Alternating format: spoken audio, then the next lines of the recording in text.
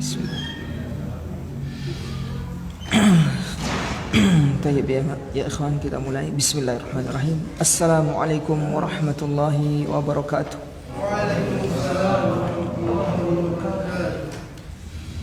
Innal hamdalillah nahmaduhu wa nasta'inuhu wa nastaghfiruh wa na'udzu billahi min shururi anfusina was sayyiati a'malina. May yahdihillahu fala mudilla lahu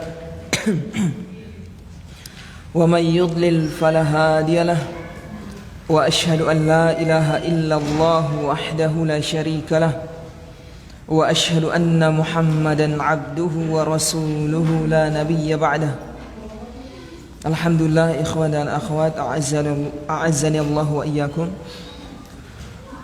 Kita dipertemukan lagi oleh Allah Subhanahu wa taala di tempat yang sama, di Masjid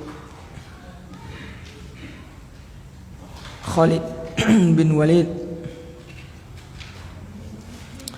untuk melanjutkan kajian kita membaca kitab Al-Ajwibatul Mufidah, Al-Ajwibatul Jaliyah fil Ahkamil Hambaliyah. Ini adalah keutamaan yang kita mesti syukuri kepada Allah Subhanahu wa taala, yang dimana Allah Subhanahu wa taala masih mengistiqomahkan kita untuk melanjutkan mempelajari hukum Allah Subhanahu wa taala. Kemudian ya ikhwan, perkara yang saya ingatkan untuk diri saya dan kita semua, bahwasanya kita berada di majelis ilmu, maka mesti kita memuliakan, menghormati, mengagungkan majelis ilmu ini. Dan selama kita berada di majelis ilmu, hendaknya kita merasakan dan menghadirkan niat kita atau hati kita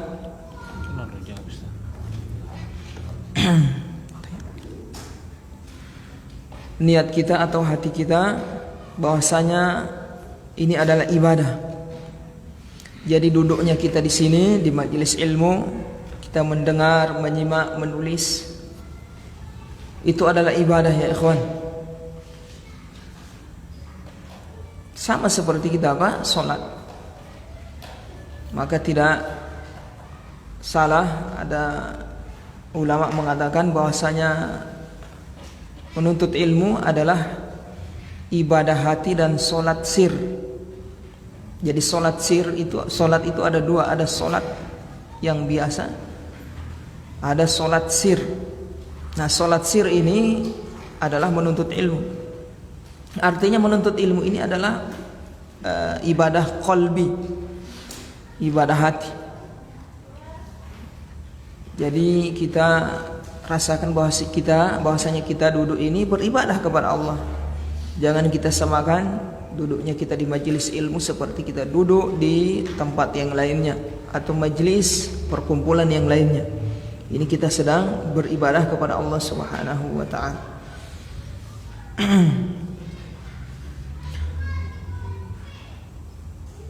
Taib ya ikhwan, dan kemudian yang saya ingatkan berikutnya yaitu menghadirkan niat. Bahwasanya menuntut ilmu tujuannya untuk apa? Mencari ridha Allah Subhanahu wa taala. Ini yang utama. Agar Allah Subhanahu wa taala ridha kepada kita, senang kepada kita, tidak murka. Jadi kita gapai dengan menuntut ilmu. Menuntut ilmu adalah ibadah, diperintah oleh Allah. Perkara yang diperintah oleh Allah berarti diridhai oleh Allah. Kalau kita melaksanakan apa yang Allah perintah ini, berarti kita melaksanakan apa yang menyebabkan Allah ridha kepada kita, senang kepada kita. Jadi ini kita hadirkan. Mudah-mudahan Allah ridha, senang terhadap apa yang kita lakukan ini. Nah, ini hadirkan hati supaya tidak kosong. Karena kadang sebagian kita karena sudah terlalu sering kajian, akhirnya kajian sudah menjadi apa? Kebiasaan. Sudah bukan ibadah lagi. Sama seperti sholat. Karena sudah sholat 5 waktu, akhirnya dia lalai dari memperhatikan hatinya.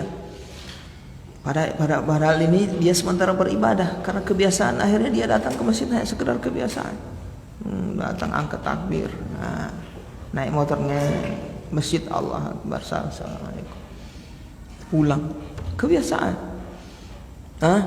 Jangan ya ikhwan, kita sholat hendaknya kita rasakan kita sedang beribadah kepada Allah Subhanahu wa taala. Sebagai sikap apa? Merendah diri, tunduk kepada Allah Subhanahu wa taala. Ibadah, melaksanakan perintah Allah supaya bagaimana Allah senang, ridho itu artinya senang. Allah senang kepada kita ketika kita sholat dan ibadah apa saja, termasuk ini menuntut ilmu, ibadah yang sangat agung. Kata para ulama, termasuk Imam Ahmad bin Hanbal rahimahullahu taala, talabul ilmi la ya'diluhu syai'un liman sahhat niyatuhu. Menuntut ilmu ini tidak ada amalan yang bisa menandinginya dari amalan yang sunnah, bukan yang wajib. Jadi amalan-amalan yang sunnah tidak ada yang bisa menandingi apa? Menuntut ilmu. Apanya? Keutamaan pahala. Untuk siapa kata Imam Ahmad? Liman sahhat niyatuhu. Tapi bagi orang yang niatnya lurus, niatnya hadir, niatnya ikhlas dalam menuntut ilmu, pahalanya besar.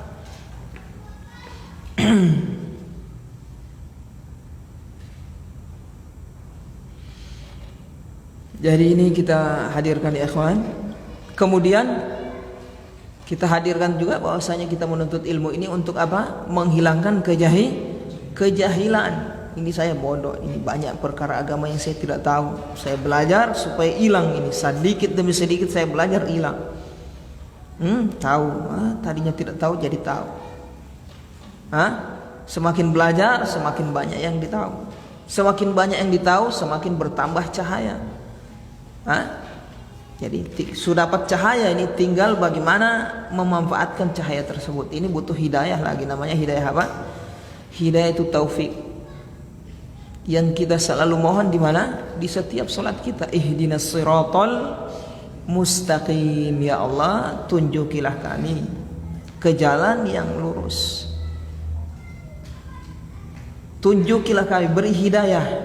Ada dua hidayah, hidayatul irsyad dan hidayatul taufik.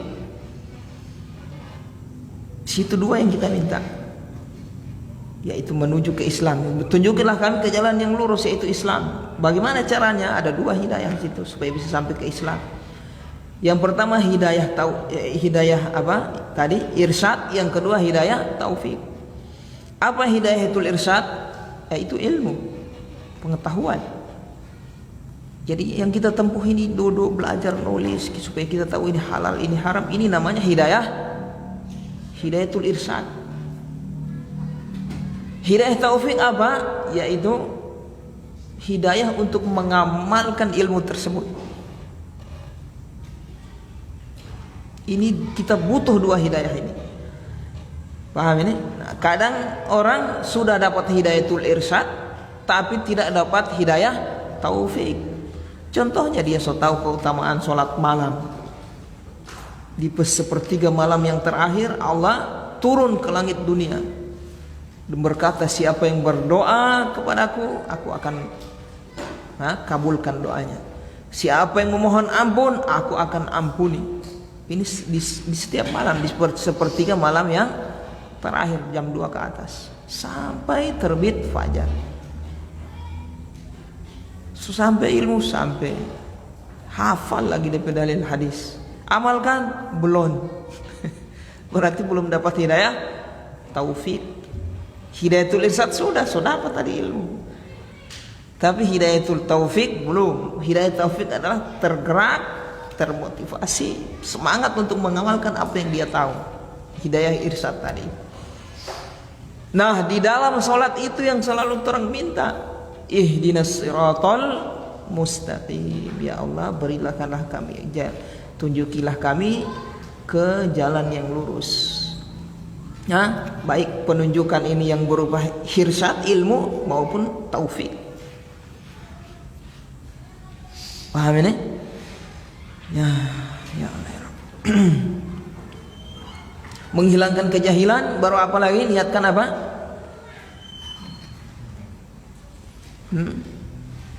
Ini penting ya kan.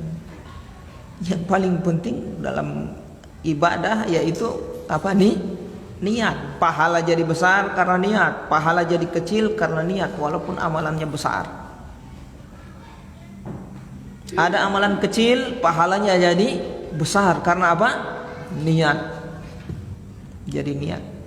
Memperhatikan niat adalah ciri-ciri orang yang beriman. Semangat para salaf, mereka lebih memperhatikan amalan batin daripada amalan lahir. Bukan berarti amalan lahir mereka tidak perhatikan, tidak. Mereka lebih perhatian dengan amalan batin. Karena itu penggerak.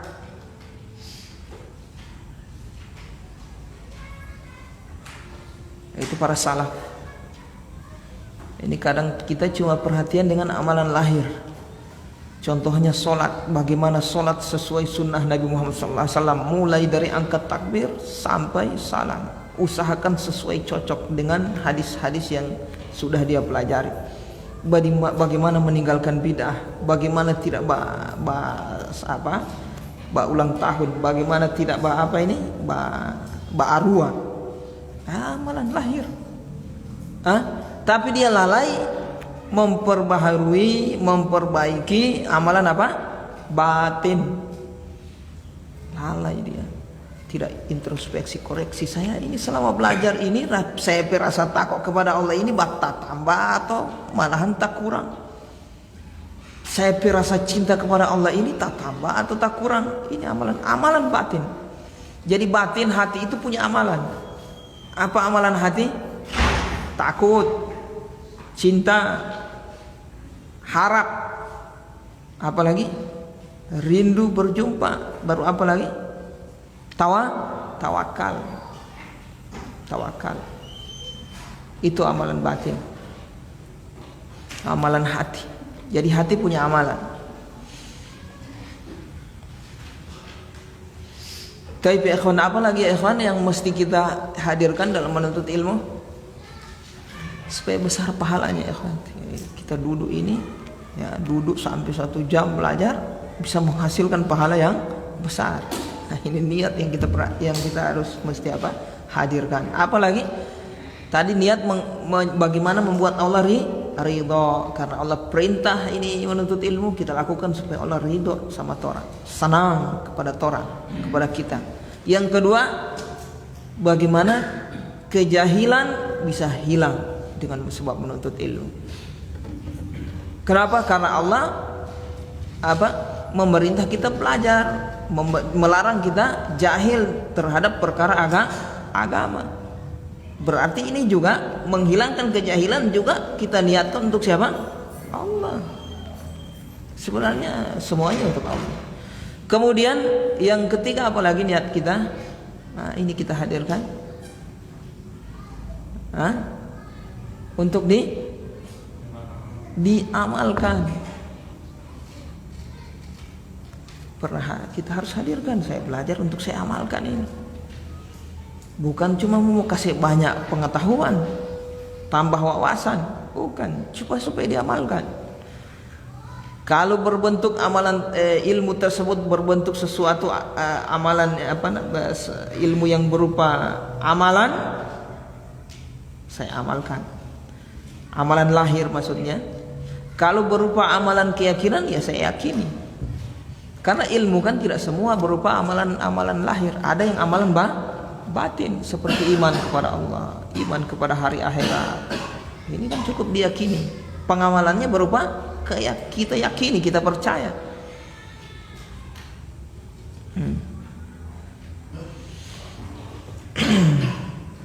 Allah beristiwa di atas arsy, kita yakini. Ilmu kan itu, kita yakini, yakin. Paham di sini ikhwan? Jadi kalau ilmu itu berupa amalan hati, ya kita yakini, kita amalkan dengan hati. Kalau berupa amalan lahiriah, kita amalkan secara lahiriah. Taib, kemudian niat yang berikutnya apa? Menuntut ilmu ini untuk mengajarkannya ke orang lain, supaya orang lain juga hilang kejahilannya. Insya Allah saya belajar ini juga, saya dapat ilmu, saya ajarkan juga sama orang lain. Nah, itu niat yang baik itu. Karena Allah memerintah kita untuk berdakwah, menyampaikan ilmu, sudah. Ini juga kita lakukan untuk Allah. Kemudian yang keempat apa? Kelima apa keempat? Kelima adalah meniatkan untuk menjaga syariat Islam, menjaga agama Islam, menjaga ilmu. Ilmu ini terjaga lewat tangan siapa? Para ulama dan para penuntut ilmu. Kalau ulama sudah tidak ada, penuntut ilmu sudah tidak ada, selesai, gelap dunia ya kawan.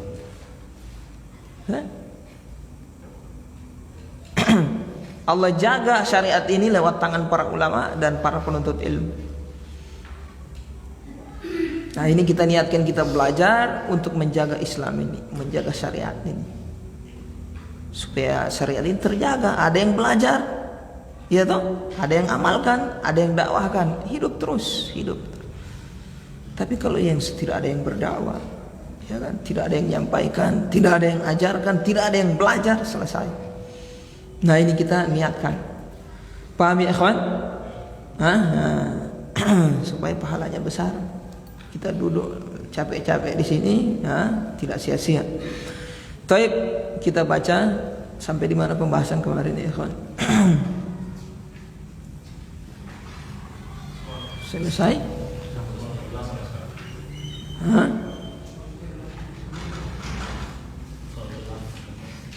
Udah 8 sekarang ya.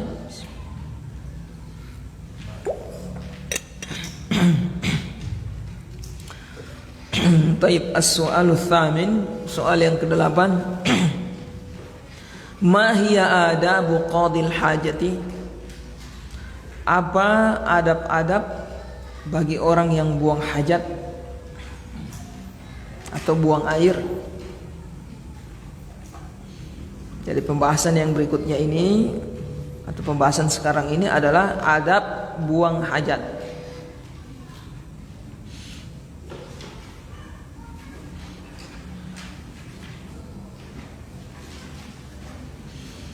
Al-jawabu, jawabannya, hiya, kata beliau, al-awwal, yang pertama, yang dimaksud adab di sini adalah yang sunnah, perkara yang sunnah. Perkara yang sunnah. Nanti pada pertanyaan berikutnya perkara yang makruh akan beliau sebutkan. Yang pertama, al-awwalu ayyuqaddimal yusra inda dukhulil khala'i wa yaqulu bismillahi a'udzu billahi minal khubuthi wal khaba'ith. Ayyuqaddimal yusra, yaitu hendaknya dia atau ia mendahulukan kaki kiri inda dukhulil khala'i, ketika masuk WC. Khala adalah tempat yang diperuntukkan untuk apa? Buang air. Khala atau WC lah, WC. Nah, ini yang sunnah. Wa yaqul, sembari mengucapkan apa yang dikatakan. Nah, ini jangan kosong, jangan diam masuk, tapi ada yang mesti diucapkan. Apa itu?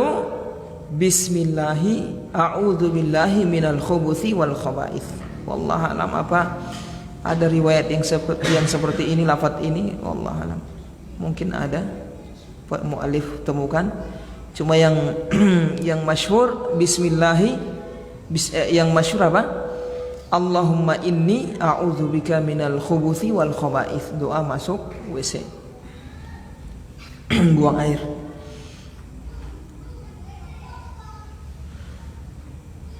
Bismillahi, ada bismillah, dia tambah dengan bismillah dalam riwayat yang lain. Bismillah ini bisa menghijab penglihatan jin dari aurat kita. Jadi ketika kita membuka pakaian, baca bismillah, akan terhijab dari penglihatan syaitan, jin. Jadi baca bismillah kalau mau buka pakaian. Begitu juga ini masuk WC. Bismillahi Allahumma inni a'udzubika minal khubuthi wal khaba'ith. Bismillah, yaitu dengan menyebut nama Allah, artinya apa? Aku memohon pertolongan dan keberkahan dengan mau apa? Masuk ke WC itu. Itu maksudnya bismillah.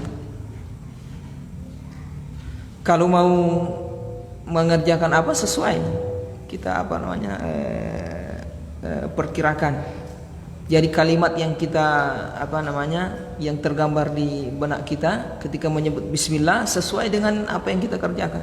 Kalau membaca bismillah artinya apa? Bismillah dengan menyebut nama Allah. Saya membaca. Kemudian disertai apa? Menghadirkan bahwasanya yaitu apa? Memohon agar Allah menolong, membantu kita dalam perbuatan tersebut dan memberkahi perbuatan tersebut dengan mengucapkan bismillah. Karena ba di situ dua makna. Ada maknanya yang pertama isti'anah, ada makna musahabah. Kalau isti'anah artinya memohon pertolongan, bantuan. Kalau musahabah kebersamaan, artinya berkah. Bersama Allah maksudnya berkah. Jadi ketika kita mengerjakan suatu perbuatan yang baik-baik, itu disyariatkan, kita disunnahkan memulai dengan bacaan bismillah. Yang baik-baik, kalau yang buruk jangan. Barokok misalnya, bismillah. Tidak boleh. Jadi yang baik-baik, naik kendaraan, bismillah. Ya Pak Atan, baca buku, bismillah. Mau apa saja perbuatan yang baik, termasuk ini masuk bismillah. Supaya Allah memberkahi perbuatan kita tersebut dan menolong kita. Allahumma ini ya Allah. Allahumma itu artinya ya Allah. Allahumma itu artinya apa? Ya Allah. Allahumma, Allah ditambah ma. Allahumma, ma di situ itu pengganti dari ya. Ya nida itu ya Allah. Orang Arab dorong kasih tidak ya, jadi dorong tukar dengan ma. Allahumma artinya ya Allah. Nanti insyaallah ini belajar ilmu sorof masuk itu.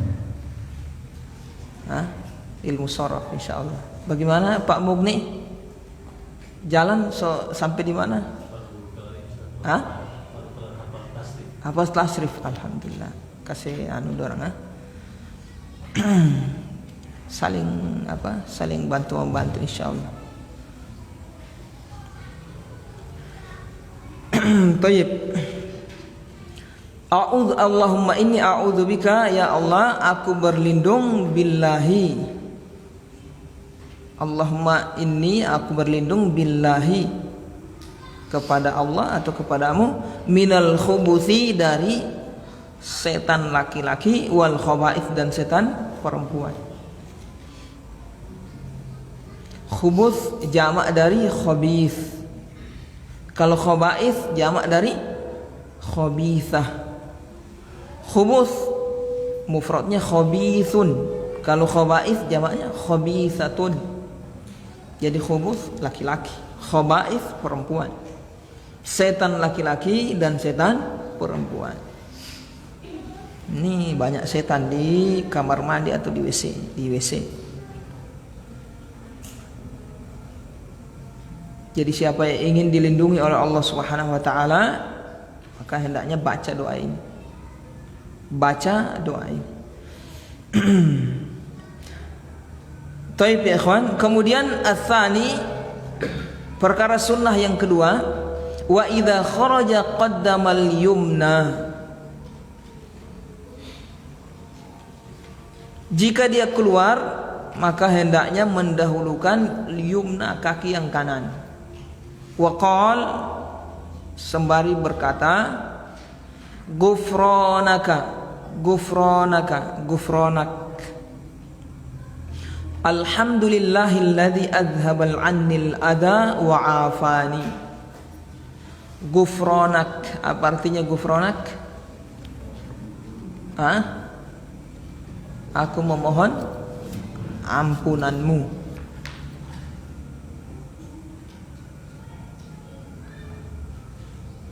Alhamdulillahilladzi, segala puji bagi Allah, alladzi yang adhaba, menghilangkan, anni, dariku, al adha. Apa adha? Nah, keburukan atau perkara yang bisa memudaratkan. Wa afani, dan apa afani?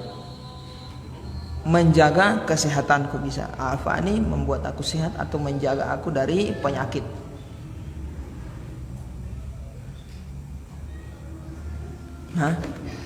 Gufranak, aku memohon ampunanmu, dan segala puji bagi Allah yang telah menghilangkan dariku penyakit atau perkara yang memudaratkan. Apa itu yang dimaksud? Itu keluar, kita mengeluarkan kotoran, itu kan itu maksudnya ada itu. Wa afani, yang dengan itu kita menjadi sehat. Bayangkan antum tidak bisa berak. Kira-kira sehat antum tidak bisa berak? Iya. Nikmat yang luar biasa Allah kasih. Dibuang air ini saja so tidak baku tutup ding turang pe ibadah ya ikhwan. Makanya jangan sampai turang mau baku hitung-hitung ding turang pe ibadah. Iya. Ada orang lagi coba ibadah. Kan saya berdoa terus ini Allah tidak kasih ini, padahal saya susah bayang 5 waktu, so ngaji, so kajian, so pakai jilbab. Urusan tak tambah terus. Paham ini? Baku hitung-hitung. Tidak, Allah tidak pakai orang pe ibadah. Allah tidak butuh ibadah kita ya akhwan. Jadi jangan hitung-hitungan. Nikmat yang Allah kasih ini, nikmat mata, buang air saja tidak bisa, tidak mau baku timbang dengan orang pe amalan. Tidak baku tutup. Ya Allah ya Rabbi. Makanya gufranak, aku memohon ampunanmu, karena nikmat yang luar biasa ini tidak aku bisa bayar dengan syukur, dengan terima kasih. Apa yang aku bisa kita persembahkan kepada Allah? Ibadah kurang. Makanya gufranak, ampunan sudah. Habis sholat, assalamualaikum warahmatullahi wabarakatuh, assalamualaikum warahmatullahi wabarakatuh. Apa? Astagfirullah. Apa ada bikin dosa tadi? Bukan. Antum habis sholat istighfar, menunjukkan antum pe sholat tidak ada DP apa-apa. Jadi jangan sombong, jangan ujub. Ya Pak Atan, amalan apa saja. Nabi Muhammad SAW setelah melakukan perang demi perang, jihad demi jihad, dakwah, di puncak keberhasilan dakwah beliau, dekat-dekat wafat kan berhasil, berbondong-bondong orang masuk Islam, berhasil dakwah, berhasil. Idza jaa nasrullahi wal fath, jika telah datang pertolongan Allah dan al-fatah, kemenangan, pembukaan kota Mekah, menang dakwah berjihad, berdakwah dan seterusnya, berhasil. Wa ra'aitan nasa yadkhuluna fi dinillahi afwaja, dan engkau lihat manusia sudah berbondong-bondong masuk ke dalam Islam. Berhasil ente berdakwah ini, wahai Rasulullah. Baru apa lanjutannya? Fasabbih terus fasabbih bihamdi rabbika wastaghfir. Puji Allah, istighfar ente. Ya Allah, tuh orang kalau berhasil, apalagi partai menang, gembira ria, pesta. Sarang pesta apa semua itu, berhasil pesta. Ini Nabi Muhammad SAW berhasil dakwah, disuruh istighfar. Fasabbih bihamdi rabbika wastaghfir, istighfar. Supaya apa? Jangan sombong. Artinya NTP ibadah ini dibawa. Orang sholat, habis sholat istighfar, astagfirullah. Ya Allah, tidak apa-apa. Itu maksudnya. Bangun masjid, istighfar. Paham ini? Astagfirullah. Itu yang Allah suka. Yang Allah suka dari hamba itu adalah merendah diri, mengakui kekurangan, mengakui kesalahan. Makanya Allah suka orang kalau berdoa, orang sebut-sebut orang kekurangan. Ini doanya para nabi. Allahumma inni ashku bathi wa huzni ilaik. Doanya siapa itu? Nabi Ayub kalau tidak salah. Ya Allah, aku ashku apa artinya? Mengeluhkan, mengadukan kepadamu bathi wa huzni, kesedihanku dan segala apa yang saya alami dari musibah-musibah ini. Setelah dia sebutkan kekurangan dia, baru berdoa. Itu wasilah, apa namanya? Tawassul dengan apa? Menyebutkan kekurangan-kekurangan diri supaya doa kita diampuni. Begitu ya ikhwan. Jadi kalau orang beriman berdoa, dia rasa DP doa ini kayak tidak dikabulkan, bukan apa ini Allah tidak kasih kabul saya doa ini. Jangan. Ketika antum merasa antum doa tidak dikabulkan, kembali kepada diri. Barangkali ada yang tak salah. Iya toh? Ya Allah, mungkin tak kurang, amalan saya ini masih kurang, dosa masih banyak. Itu yang Allah suka. Ketika kita mengakui kekurangan terampi diri dalam ibadah, dalam usaha. Ini habis salam apa? Astagfirullah ya. Astagfirullah 3 kali. Pengakuan akan kekurangan diri. Paham ini? Perjuangan suruh istighfar, bukan suruh berfoya-foya, pesta, berhasil Islam. Istighfar. Paham di sini, ikhwan? Nah ini gufranak, aku memohon ampunanmu. Kenapa? Karena nikmat yang luar biasa. Keluar itu apa? Kotoran, buang air, nikmat luar biasa. Mohon ampunan. Nah itu 2 yang beliau sebutkan. Yang sunnah apa tadi? Mendahulukan kaki kiri ketika masuk WC. Yang kedua mendahulukan kaki kanan. Tapi di sini beliau sertakan doa. Dengan doa tadi masuk WC, dengan doa keluar WC, berarti 4 semua. Antum lakukan ini, so 4 antum pe pahala. Pahala masuk kaki kiri, ya kan? Itulah pahala, itu sunnah. Keluar pahala kaki apa? Kanan, pahala. Ya Allah, cuma buang air antum so mengucapkan doa pahala. Doa masuk, doa keluar pahala. Ya Allah ya Rabbi, mudah-mudahan itu dengan sebab doa itu yang kasih masuk orang surga. Jangan remehkan amalan. Bisa jadi bukan orang pe sholat, orang pe ibadah yang lain, orang pe gara-gara tadi cuma doa masuk WC keluar WC. Bisa Ustaz? Iya, ada orang cuma antum pernah dengar hadis yang cuma menyingkirkan gangguan di jalan so masuk surga? Masyhur dari hadis itu. Dia lihat ada duri, aduh cilaka orang. Dia ingat keutamaan, ikhlas dia untuk Allah, menyenangkan Allah, dia singkirkan. Allah ampuni dari dosa, Allah kasih masuk surga gara-gara itu, bukan dari amalan yang lain. Apalagi ahli zina juga tuh, yang tukang zina, berzina. Iya tuh, berzina. Kasih makan anjing, ikhlas dia. Allah ampuni dosa. Gara-gara itu, bukan amalan yang lain. Menunjukkan apa nih ikhwan? Jangan remehkan amalan walaupun sedikit, walaupun kecil, bisa jadi gara-gara itu. Iya. Mau bertanya? Oh, azan dulu. Saya kira sempat tanya. Azan dulu ikhwan.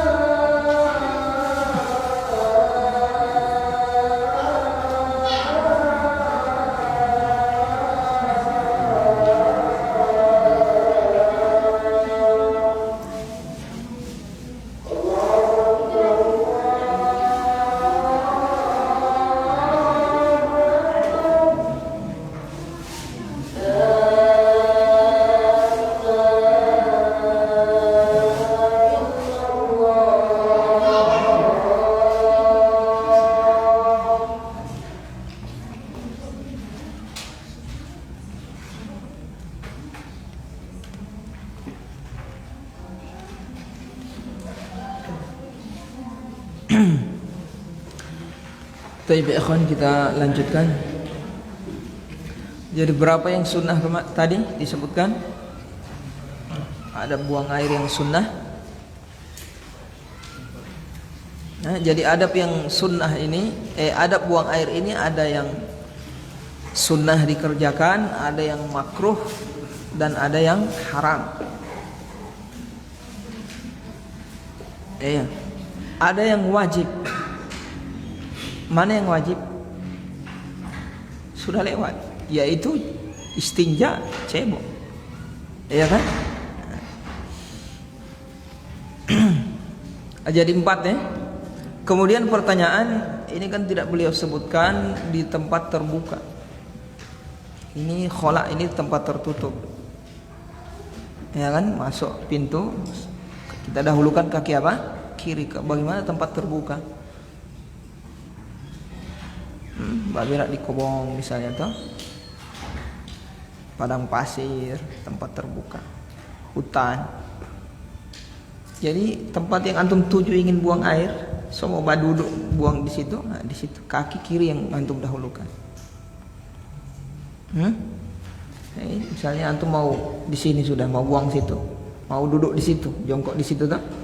Berarti kaki kirinya di situ, yang kedua. Bagi kaki kiri, kanan duduk di situ sudah.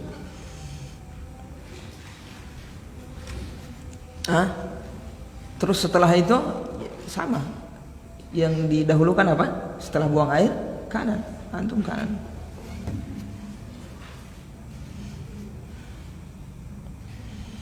Kemudian soal yang berikutnya, ini perkara yang makruh, tadi perkara yang sunnah.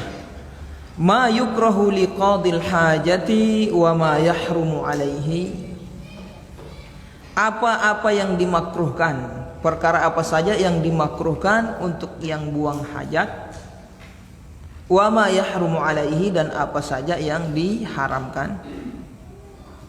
Ini dia gabung dalam satu pertanyaan berarti. Yukrahu lahu, dimakruhkan, kata beliau, al-awwal, yang pertama, istiqbalu syamsi wal qamari, menghadap matahari dan bulan, makruh hukumnya. Matahari sana,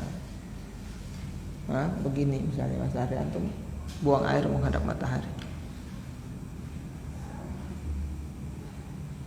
makruh hukumnya. Kenapa?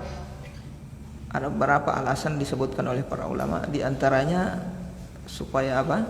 Karena kalau menghadap matahari akan apa? Bisa terlihat aurat. Artinya kita ketika buang air itu sebisa mungkin apa? Aurat kita tertutup. Kalau ada tempat yang gelap-gelap, ya tempat gelap. Menghadap matahari kan terang. Begitu juga menghadap apa? Bulan. Usahakan antum apa? Ambil posisi yang bisa terlindungi dari cahaya itu.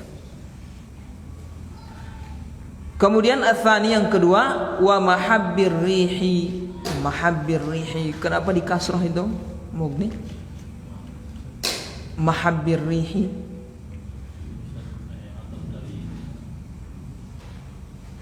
Ataf kemana? Nah, istiqbal mahabbir rih. Kenapa di kasrah? Karena dia ataf ke syams. Jadi istiqbalu syamsi wal qamar wa istiqbalu mahabbir rih, yaitu menghadap mahabbir rih. Mahabbir rih itu artinya tempat apa? Arah angin. Mahabbi itu arah angin, rih, mahabbir arah angin. Jadi antum harus cari yang bukan arah angin. Kenapa? Khawatir apa? Angin tiup terpercik nanti kan, keciprat, kencing. Makruh hukumnya. Ats-tsalits, yang ketiga, wal kalamu, berbicara. Sementara buang air ngobrol, tidak boleh, makruh. Sebagian ulama ada yang mengharamkan ini berdasarkan riwayat itu, yang Allah yamqutu ala dzalik. Disebutkan dalam hadis, dua orang yang buang air kemudian sambil berbicara, kata Rasulullah SAW, Allah yamqutu ala dzalik, yaitu memurkai orang yang demikian. Tapi riwayat ini masih diperselisihkan, ada yang mendhaifkan, ada yang mensahihkan, ada yang tapi ulama yang melemahkan banyak. Makanya para ulama ada yang mensahihkan haram, yang mendhaifkan berarti mereka tidak berhujjah dengan apa riwayat tersebut. Hujahnya ya karena makruh, karena apa? Tidak layak sementara buang air ngobrol-ngobrol tuh. Itu. Di mazhab Hambali dia pilih makruh.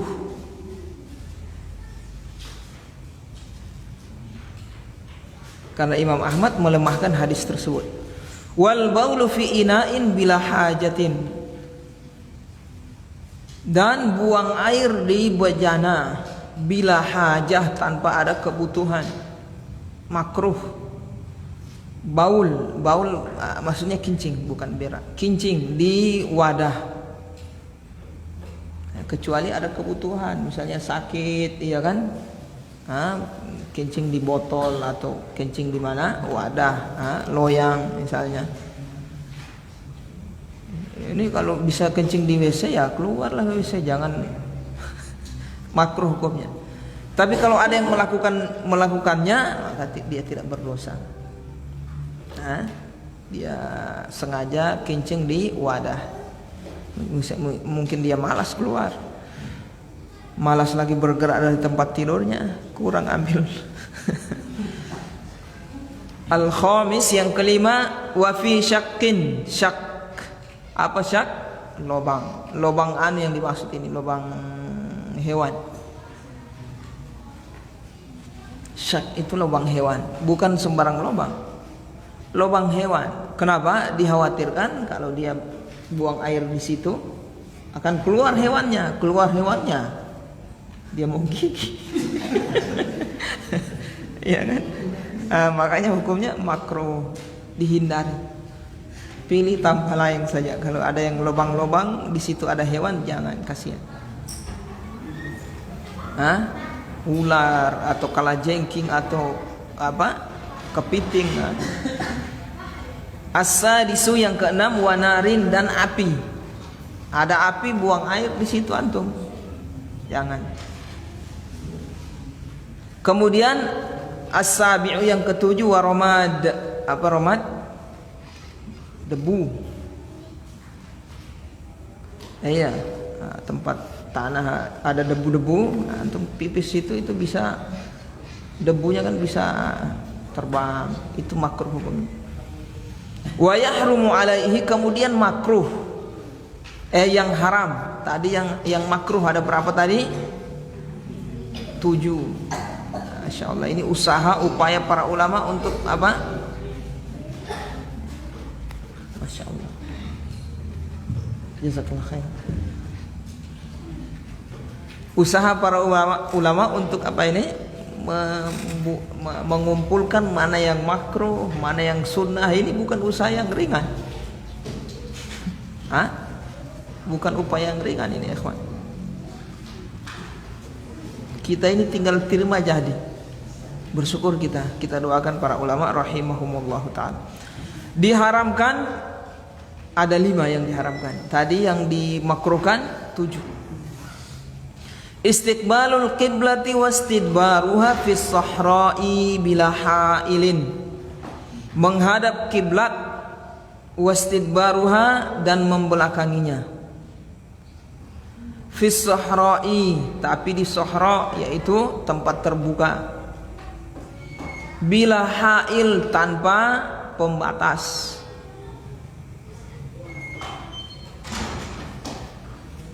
Hukumnya haram. Jadi yang haram apa?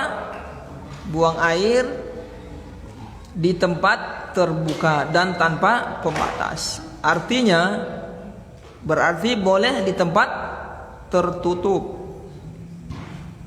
WC ya, dalam bangunan boleh. Atau tempat terbuka tapi ada ha'il, ada sutroh pembatas yang bisa menghijab dia dari kiblat. Paham ya? Nah, ukuran pembatasnya ini apa ya? Dekat.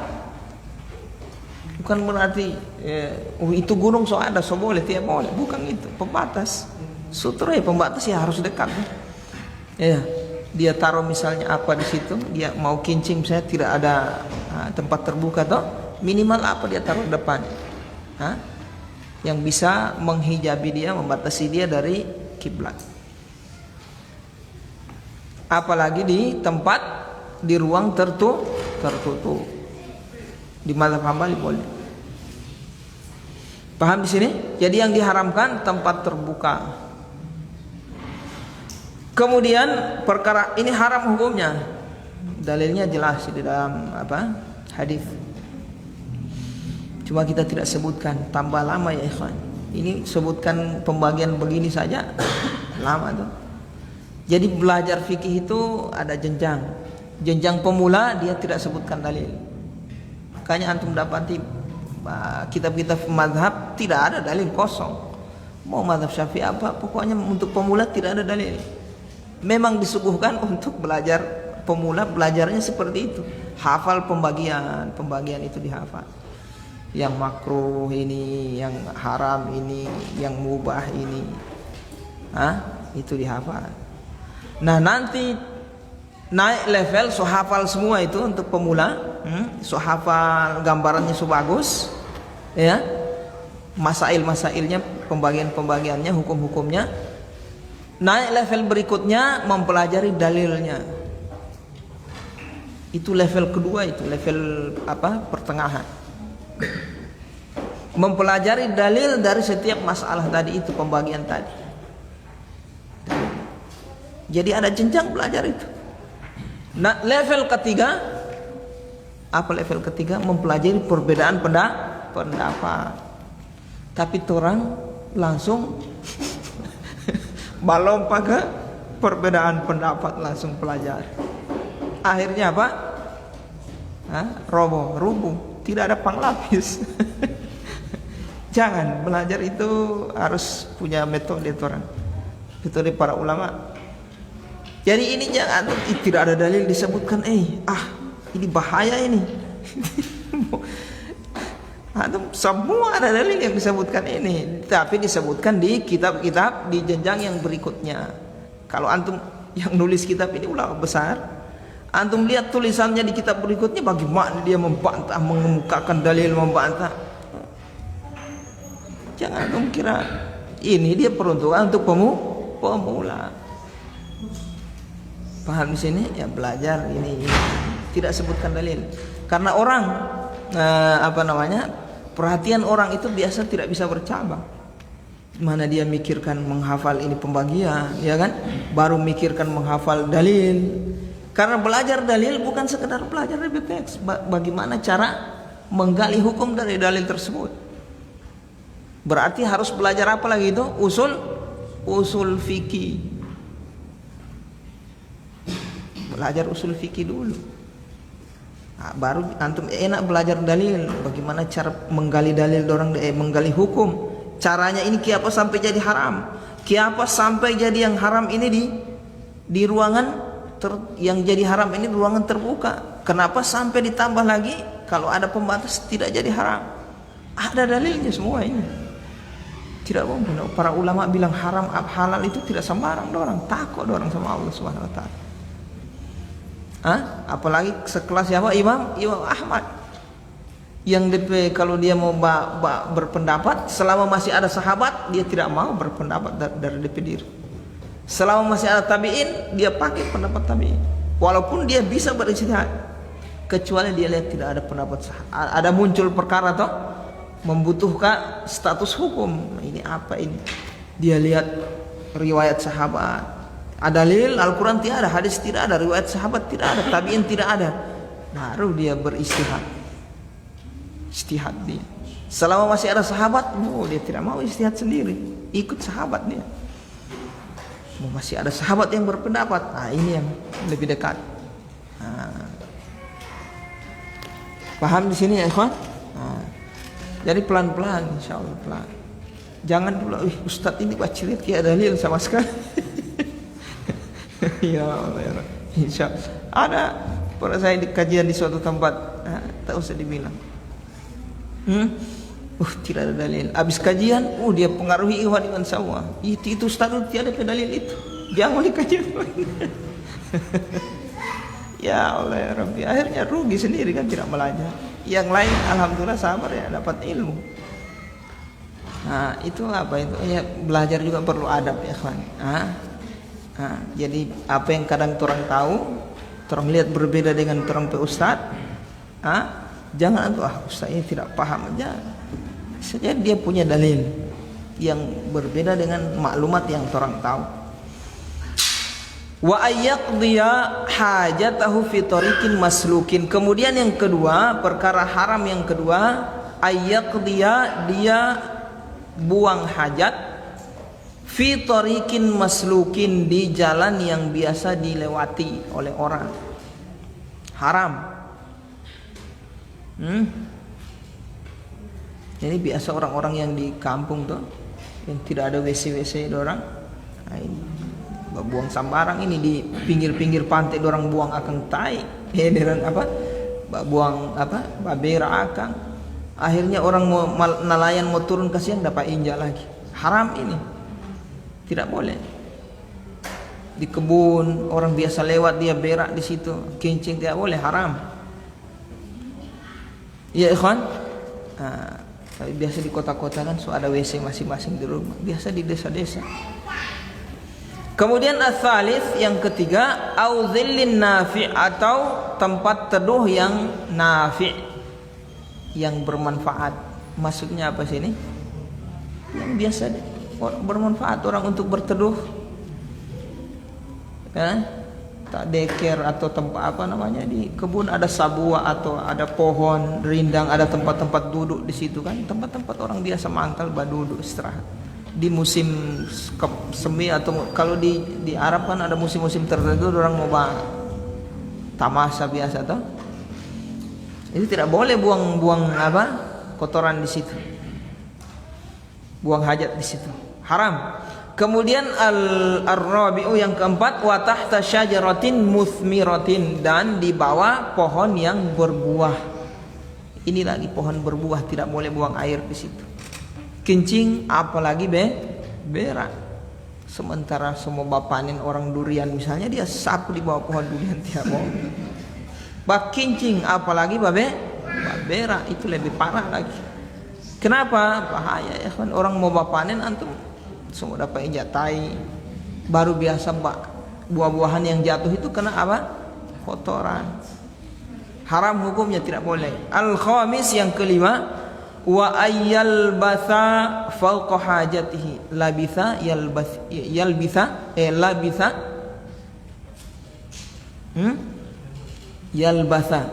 yalbathu. Artinya apa? Menetap di situ. Labitha yalbathu wa ayyalbatha fawqa hajatihi, dia berdiam buang air fawqa hajatihi, melebihi kebutuhannya. So keluar tai masih bawa dulu di situ lama-lama. So keluar kencing masih dia merenung lama, tidak boleh, haram. Mau menyelesaikan DP perenungan belum selesai di tanpa layak, dia sempat pikir tadi, aduh tak salah jual tadi, akhirnya sebenarnya begini lama padahal sudah selesai, tidak boleh, haram. Ya,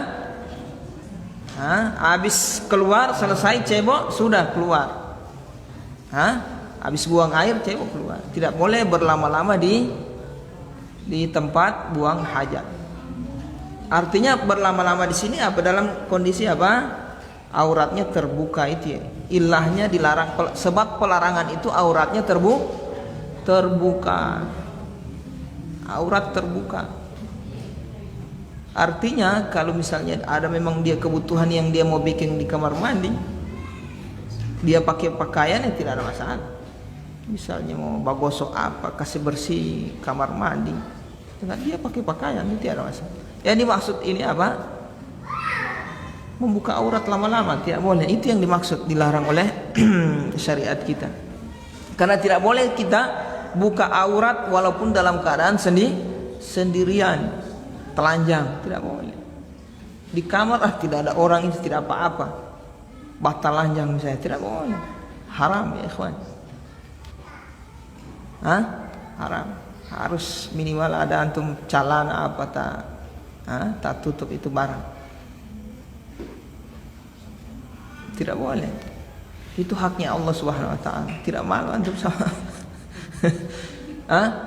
Itu hukum asal, kecuali ada kebutuhan misalnya untuk buka aurat, di antaranya apa? Buang air. Butuh kita, tidak mungkin bagaimana mau buang air kok ada pakaian, tetap buka. Kebutuhan satu. Yang kedua, ganti pakaian. Ganti pakaian kan kita lepas pakaian yang itu, pakai pakaian yang baru.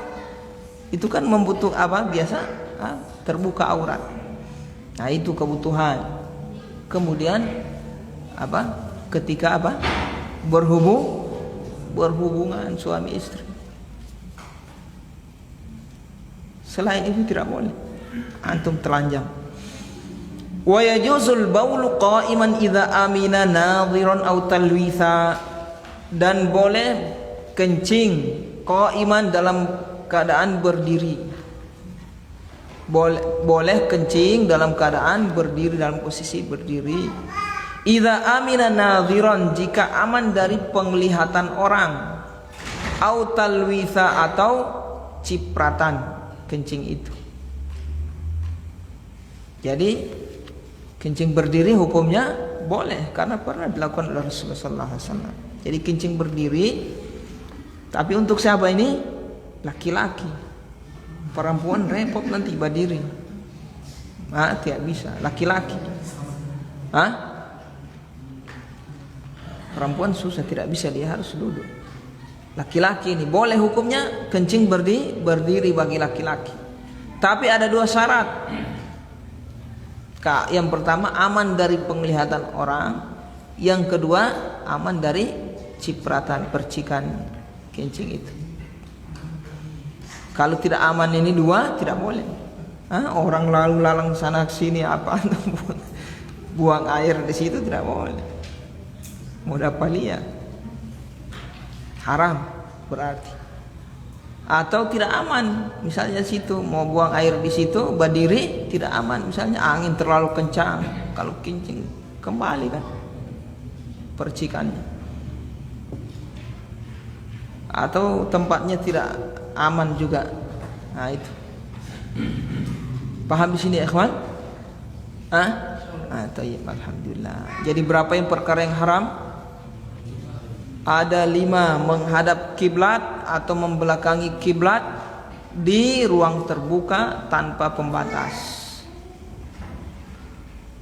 Kemudian yang kedua, buang air di jalan yang biasa dilalui oleh orang. Kemudian tempat berteduh. Kemudian pohon yang sedang berbuah melebihi kebutuhan. Tersingkap aurat lama-lama tidak boleh. Tempat berteduh di sini untuk berteduh nafi', kata beliau, dhillin nafi', tempat berteduh bermanfaat, artinya yang mubah. Berarti kalau tempat biasa berteduh atau biasa orang ngumpul-ngumpul di situ, yang haram-haram tidak apa-apa untuk buang air di situ. Orang-orang tanpa sarang pacaran misalnya di situ, sarang misalnya minum mojito, sarang moba bikin apa di situ, tidak apa-apa untuk buang air situ. Artinya apapun antum bicara supaya orang bubar beken. Itu maksudnya. Iya. Tapi yang kalau yang mubah ya tidak boleh orang buang air di situ. Baik ya ikhwan, paham di sini ikhwan? Ada pertanyaan sebelum kita masuk ahkamus siwak, hukum yang berkaitan dengan siwak. Pak Ari, ada Pak Ari?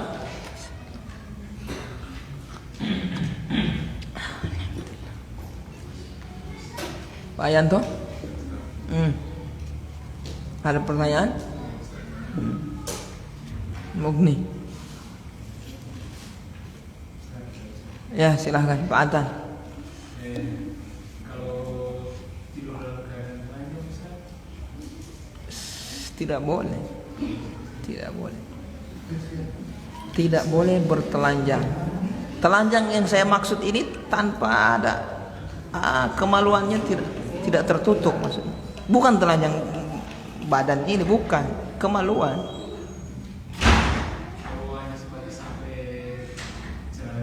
Ya iya, maksudnya kemaluan dubur, kubul, ditutup bagian situ. Ya. Telanjang, definisi telanjang, telanjang apa? Tidak pakai baju. Oh tidak apa-apa, tidak apa-apa.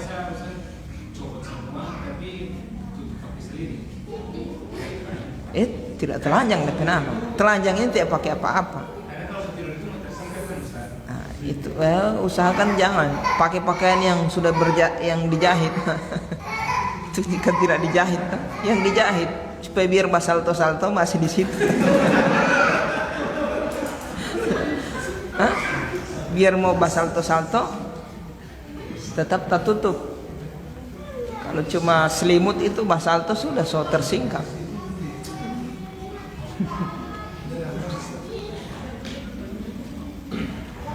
Alhamdulillah.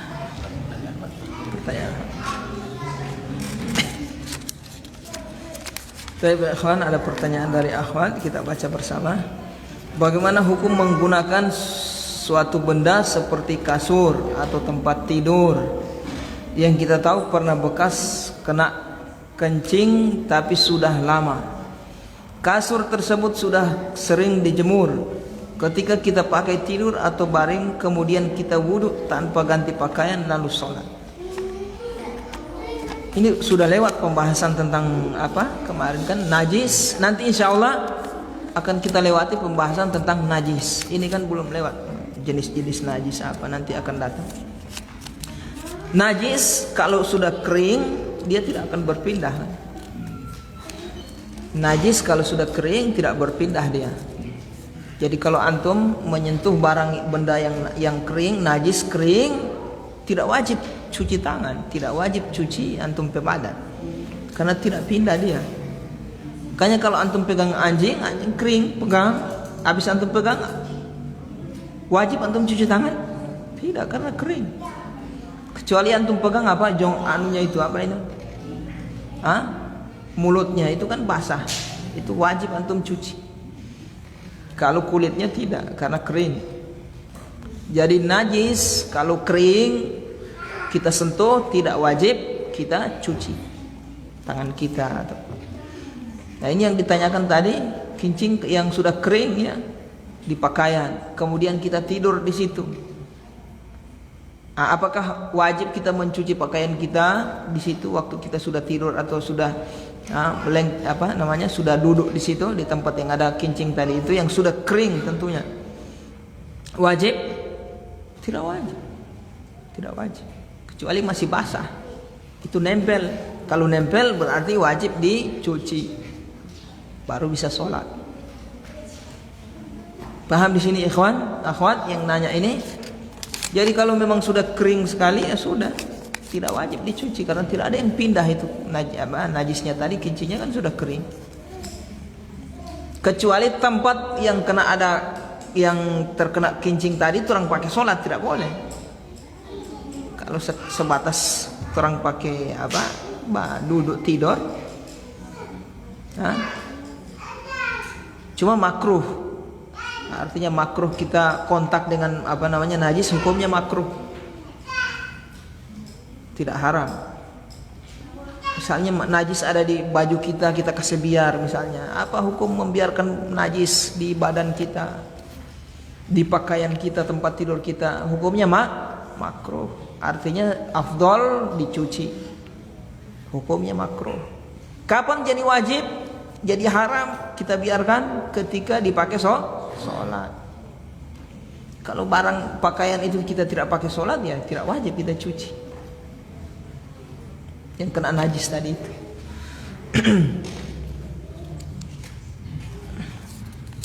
Jadi itu jawabannya. Jadi kalau dilihat kering berarti kan tidak ada yang pindah itu di badan, di pakaian kita. Jadi boleh kita sholat. Cuma makruh hukumnya, dempet-dempet dengan kontak langsung dengan najis, walaupun tidak pindah. Bagaimana hukum wudhu tanpa memakai busana dalam keadaan habis mandi? Boleh. Wudhu dalam keadaan telanjang toh? Boleh. Di kamar mandi misalnya, kamar mandi habis mandi mau wudhu boleh.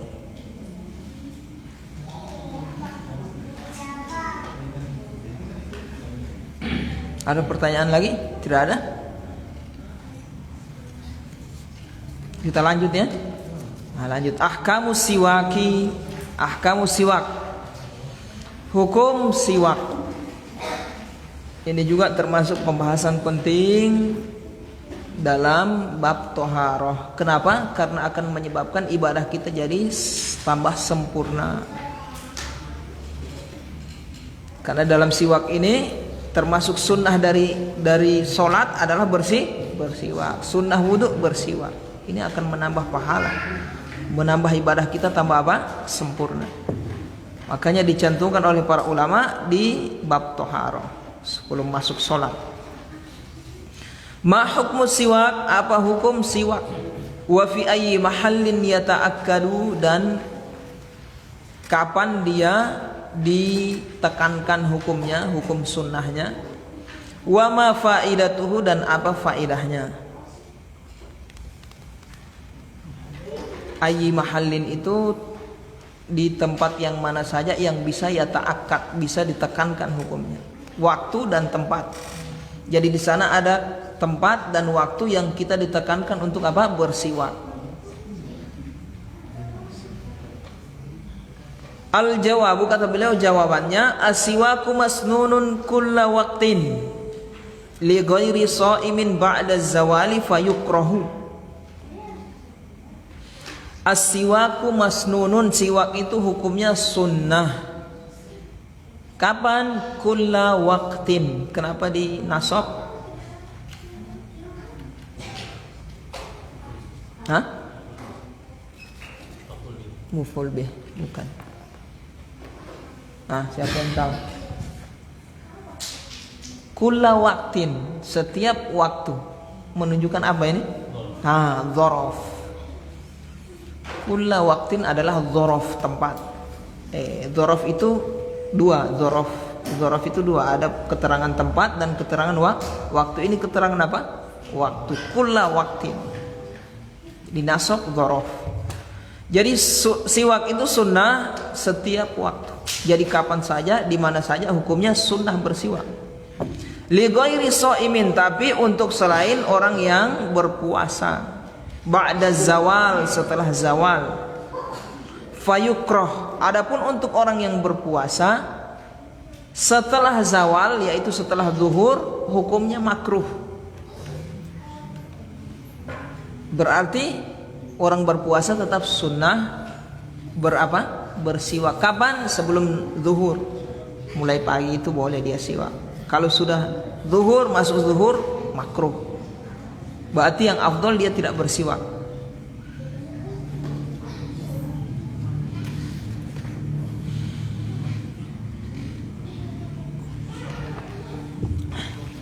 Wa yata'akkadu, paham yang dimaksud siwak di sini? Ya, siwak itu siwak ya. Paham kita siwak tuh kayu, pakai kayu itu, pakai biasa dari pohon arok yang dijual-jual dipakai itu biasa. Orang-orang itu, orang Arab itu dari pohon arok. Jadi ada yang diambil dari rantingnya, ada yang akarnya juga. Yang jelas dari pohon arok. Itu yang lebih afdol, yang dipakai oleh Rasulullah SAW. Bisa juga dari pohon yang lain. Tapi yang afdal pohon arok. Paham ya? Dari pohon. Apakah sikat gigi bisa mewakili? Kalau di mazhab Hambali tidak masuk. Artinya tidak terhitung sunnah dia, sunnah bersiwak. Kalau dia pakai sikat gigi dengan odol. Karena sikat gigi karena siwak pakai tadi itu pohon tadi. Iya. Kemudian wa yata'akkadu, dan menjadi ditekankan hukumnya berarti sunnahnya lebih, berarti pahalanya lebih banyak ini. Jadi kondisi-kondisi ini yang akan beliau sebutkan, pahalanya lebih banyak dari biasanya. Yang pertama kata beliau, inda wudu'in, ketika berwudu, bersiwak. Kapan itu? Ketika berkumur. Wudu ketika mau berkumur, itu siwak. Habis siwak baru kumur. Tidak apa-apa terhenti wudunya karena ingin bersiwak tadi itu, karena itu masuk sunnah wudu. Wasolatin, ketika mau sholat. Kapan itu? Itu mau sholat. Sudah mau berdiri mau takbir, siwak dulu, baru takbir. Wa qiraati Qur'anin, dan membaca Al-Qur'an. Ya Allah ya Rabb. Ini kita dituntut untuk bersih, ya kan? Harum.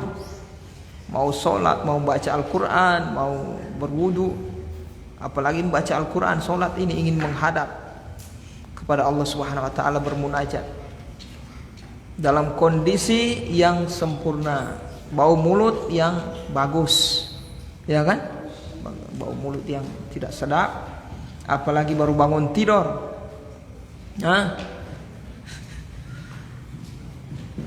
Taib, wantibahin min naumin, dan terbangun dari tidur.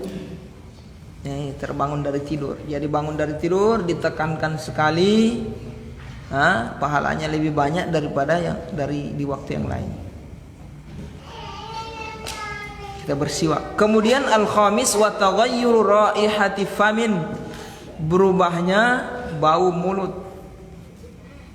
Kapan saja kalau bau mulut kita rasa solaeng, so berubah, berarti saat itu ditekankan kita bersiwak. Wa dukhuli masjidin, masuk masjid. Masuk masjid, siwak. Ini kita amalkan insyaallah ikhwan. Sunnah ya. Cuma berapa siwak ya? Pesan. Sama-sama terang amalkan. Sampai seumur hidup mati terang tiap pakai siwak. So talal. Insya Allah berusaha kita sebagai cinta kita kepada Nabi Muhammad juga, iya kan? Sunnah Nabi. Baru juga cinta kita kepada Allah, beribadah kan? Disukai oleh Allah, kata Rasulullah SAW, mardatun lirrabb. Siwak itu adalah mendatangkan ridho Allah Subhanahu Wa Taala. Kemudian wa manzilin, masuk apa? Rumah. Habis keluar kerja kemana, masuk rumah siwak. Apalagi baku dapat dengan istri toh, bau-bau yang tidak sedap dihindari dulu. Demikian juga istri. Kemudian afamin yang ke-8, wa itolati sukutin, banyak diam. Diam yang lama, berdiam lama tidak bicara juga menyebabkan bau mulut itu tidak sedap. Maka kondisi seperti itu ditekankan untuk pakai siwak. Wasufroti asnanin, dan ketika gigi sudah mulai menguning. Yo, Pak Ari.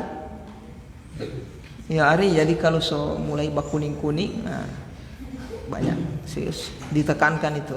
Pakai siwak. Kemudian wa khuluwi ma'idatin min ta'amin, kosongnya lambung dari makanan. Kosong lambung dari makanan. Biasa belum makan, lagi lapar itu, bau mulut tidak sedap. Wa fawaiduhu katsiratun, adapun faedah dari siwak ini katsiratun, cukup banyak, kata beliau. Yang beliau sebutkan di sini ada faedah yang sifatnya duniawi untuk kesehatan dan juga untuk akhirat. Minha, diantaranya annahu yahdimut ta'ama, bisa membantu melumatkan makanan jadi cepat hancur pakai siwak. Yang mana kalau makanan tidak cepat hancur bisa bermasalah itu lambung, capek itu lambung, bagiling itu makanan. Nah ini dengan pakai siwak terbantu. Karena itu kita kan telan. Biasa kan kita telan kan. Nah, nanti ke sana zat-zatnya insyaallah membantu. Wa yashuddu, wallahu alam, ini menurut kedokteran ulama zaman dahulu kala. Wa yashuddu lahmatal asnani, dan memperkuat daging gigi. Daging tempat tumbuhnya gigi, apa itu? Gusi. Jadi kuat. Wa a'dhamuha annahu yudzakiru syahadata 'indal mauti, dan yang paling besar dari manfaat ini adalah yudzakiru syahadah, akan mengingatkan seseorang untuk bisa bersyahadat indal maut, ketika sakratul maut. Ya Allah, makanya Nabi Muhammad SAW di akhir-akhir beliau mau meninggal dunia sallallahu alaihi wasallam, bersiwak. Kata Aisyah radhiyallahu anha, ibunda kita, saya belum pernah melihat Rasulullah sallallahu alaihi wasallam bersiwak sehebat itu, artinya bersiwak sebagus itu. Waktu beliau sudah hampir wafat itu. Siwak. Taib. Paham di sini ikhwan? Paham ya? Malladhi yusannu fi'luhu min at-tanzifi wa tahsinil hay'ati.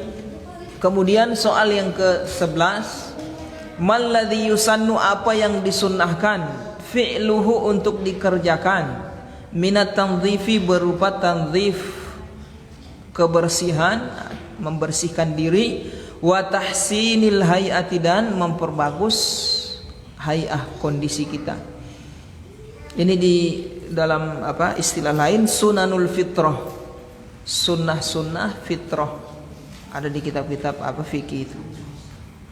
Jadi pertanyaannya ini, apa perbuatan yang kita lakukan supaya kita ini jadi bersih, yang disunnahkan, dan kondisi kita ini jadi bagus sesuai fitrah manusia. Yusannu, kata beliau, disunnahkan halqul anah, mencukur bulu kemaluan. Halqul anah, mencukur bulu kemaluan, dapat pahala ya ikhwan. Makanya antum cukur, niatkan hadirkan dalam hati, ini sunnah, ya kan, diperintah oleh Allah Subhanahu wa taala, supaya dapat pahala. Banyak pahala yang terombang-ambing ini. Di bagian bulu-bulu yang tumbuh terompe badan ini, cukur dapat pahala, cukur bulu kemaluan. Kemudian natful ibti, mencabut bulu ketiak, masya Allah, dapat pahala lagi bagi yang ada bulu ketiak. Ats-tsalitsu qassul adhafir, menggunting kuku, gunting kuku. Kapan ini yang sunnah? Kapan saja, selama tidak melebihi 40 hari. Lewat 40 hari hukumnya makruh. Tapi yang ditekankan tiap Jumat. Ini kebiasaan para ulama. Memang tidak ada dalil khusus dari Rasulullah, tapi ini kebiasaan para sahabat, para tabi'in. Ya bisa jadi mereka lihat dari kebiasaan Rasulullah bikin seperti itu. Tiap hari Jumat potong kuku, cabut bulu kemaluan, gunting bulu kemaluan, kemudian cabut bulu ketiak, kemudian gunting kuku. Wan nadhru fil mir'ati, melihat ke cermin, bercermin maksudnya sini. Ini dianjurkan juga. Apa fungsinya? Termasuk fungsinya supaya orang tahu apa yang perlu dibersihkan di wajah. Jangan belepotan tai mata tiap waktu tahu misalnya apa tak tempelnya. Tidak enak juga sama itu lihat atau orang lihat ada tamu. Kita bercermin dulu, lihat apa yang perlu bersih dibenahi, baru layani orang. Jangan langsung sampai ke sana ternyata ada sisa sayur di sini. Ada yang begitu, nasi di sini. Ya, mari masuk. Bacirin sayur. Coba cermin dapat tahu. Astagfirullah, kasih bersih. Itu sunnah hukumnya. Kemudian iktihalu kulla lailatin, memakai celak mata setiap malam. Hukumnya sunnah. Tapi celak di sini bukan celak yang untuk hiasan, itu bukan. Celak di sini celak ismit, untuk mengobati mata. Rasulullah SAW kebiasaan beliau kalau mau tidur setiap malam celak, pakai celak ismit itu. 3 kali sebelah kanan, 3 kali sebelah kiri, baru tidur beliau. Itu untuk mengobati gangguan mata, pada mata. Untuk pengobatan, ini bukan hias. Jangan sama waktu antum pakai celak. Ada menyelisih sunnah, itu bukan itu. Celak ini untuk tidur, untuk pengobatan. Ada yang saya lihat pakai celak, dia so bikin model hiasan. Baik kok perempuan tiap boleh. Laki-laki ada sorban pakai celak. Sota salah dia belajar fikih nih orang. Maksudnya celak, yang dimaksud celak disunnahkan oleh para ulama adalah untuk pengobatan ketika mau tidur malam. Ini kebiasaan Rasulullah. Bukan celah untuk berhias, mau keluar, mau kasih kajian, mau kemana, mau pak celah, sota salah. Celah itu hiasan perempuan itu. Kiapa so laki-laki so pakai. Nah, Rasulullah ini pakai untuk pengobatan malam saja. Bangun ya dihapus lagi. Kemudian as-sadisu yang keenam, hafuz syarib, merapikan, menggunting dan merapikan apa? Kumis. Jangan dikasih biar itu kumis panjang. Kasih rapi, digunting. Digunting, kasih pendek lebih bagus, lebih apa? Afdol. Atau dipendekkan, dirapikan supaya tidak mengganggu apa? Mulut, membamakan kan so. Wa i'fa'ul lihyati, kemudian membiarkan jenggot tumbuh. Bahasanya orang apa? Memelihara jenggot. Tapi i'fa itu bahasa Arab artinya membiarkan tumbuh. Kata Nabi Muhammad sallallahu alaihi wasallam, a'ful liha, artinya biarkanlah jenggot kalian tumbuh. Tumbuh kasih biar, artinya jangan ganggu, jangan potong, kasih biar tumbuh. Bukan ditumbuhkan. Akhirnya pakai super jenggot apa semua krim, ada yang pakai mantega, ada yang pakai apa, tidur malam besok so banyak semut.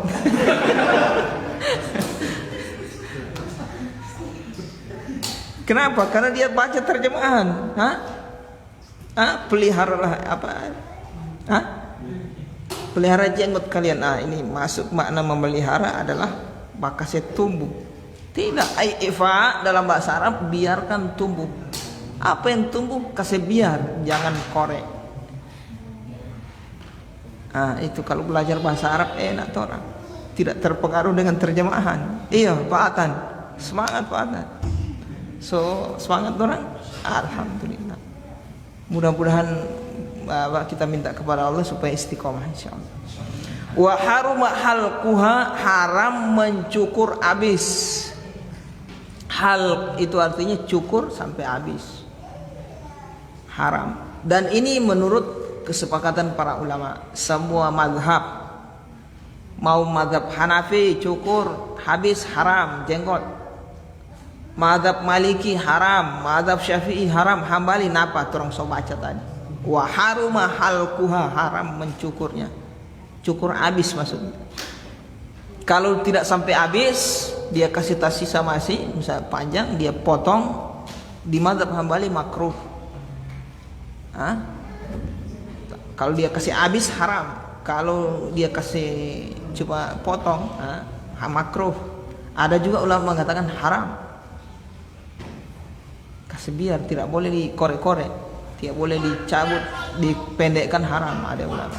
Tapi di mazhab Hambali makruh.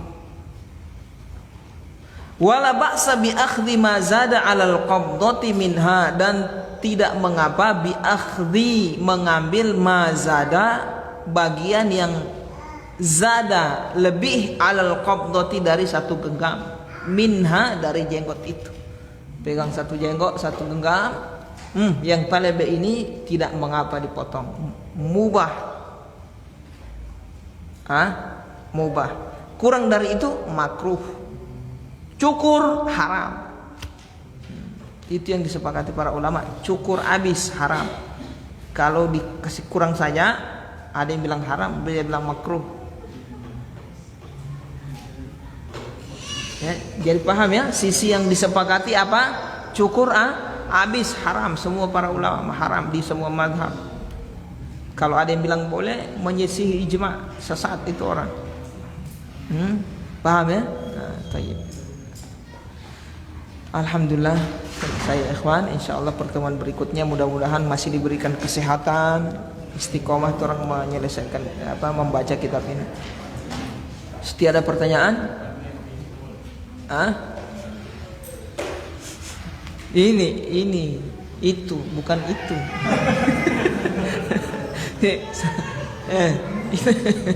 Ya ada ya.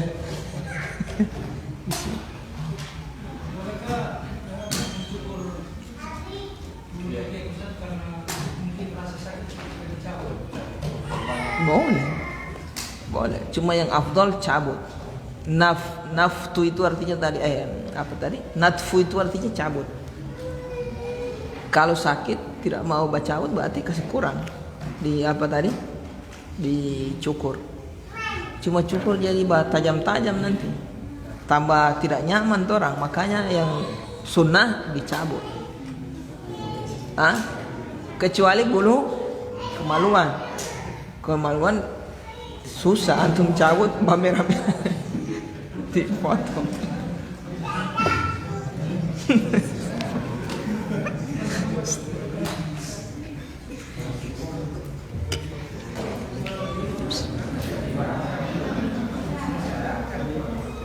Ya Allah. Tiada ya pertanyaannya? Baik ya ikhwan, nanti terakhir. Waalaikumsalam. Ya, sama-sama.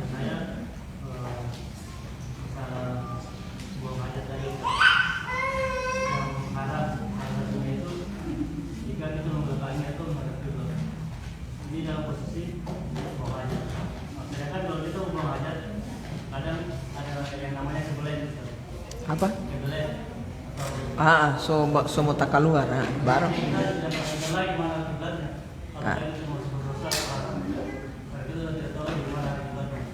Misalnya dia di hutan dia tidak tahu kiblat, ya sudah mau uzur. Kondisi yang uzur seperti itu baru bagaimana dia tidak tahu kiblat. Atau dalam kondisi dia tidak sadar misalnya, tidak ada dosa bagi orang yang tidak sadar mengerjakan sesuatu. Yang dosa bagi orang yang so tahu itu kiblat, sadar itu aja. Tidak ada uzur. Kecuali ada uzur. Misalnya dia ada di kondisi yang dia tidak bisa menghadap tanpa lain kecuali harus ke barat misalnya. Misalnya diikat atau dia apa tuh? Disandra dia, diikat oleh musuh menghadap barat. Mau antum mau bakincing bagaimana tetap menghadap muka. Uzur boleh, kalau uzur boleh. Paham ya? Siapa nama siapa? Alwin. Adwin. Arwin. Oh, masya Allah. Paham ya Arwin? Baik, kita cukupkan ya ikhwan. Mudah-mudahan bermanfaat. Dosa-dosa kita diampuni oleh Allah Subhanahu Wa Taala. Amalan-amalan kita diterima dan dilipat gandakan. Subhanakallahumma wa bihamdika asyhadu an la ilaha illa anta astaghfiruka wa atubu ilaik.